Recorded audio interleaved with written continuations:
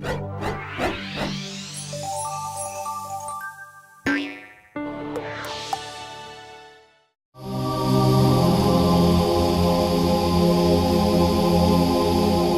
are you looking at? You looking at me? Well, I'm the only one here. Well, I'm still here. You better watch yourself, tough guy. You don't want to mess with smallpox. I can bench 280 and I've got thighs like tree trunks. More to the point, I'm responsible for a 35% mortality rate in humans. And even those who survive wind up covered in rashes and blisters. Some of them go blind and others suffer physical deformities like this. As you might guess, it makes it awfully difficult to get a date to the homecoming dance once you've dated me. My face! I have to say, as tough a character as I am, some people have come up with pretty vile ways to spread me. For example, British soldiers delivered blankets infested by me and my boys to the Native Americans. They knew that the Indians would get sick and many would die. Oh, not the pox. Sounds like a pansy way to deal with undesirables, but then most of them didn't have massive guns like I do. However, nobody but the Indians seemed to have a problem with it. Why would they do this? The action was sanctioned by the colonial and British officers. Sounds evil. I love it. The idea was that the Indians would pose too much of a threat to their homes and families if they were allowed to prosper. They weren't really worried about it seeming inhumane.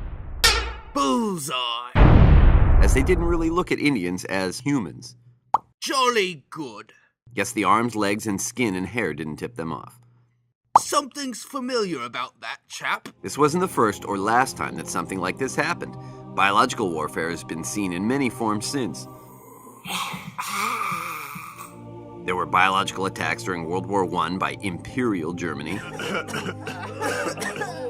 farted? And again in World War II, involving experimentation on prisoners by the German Nazi regime.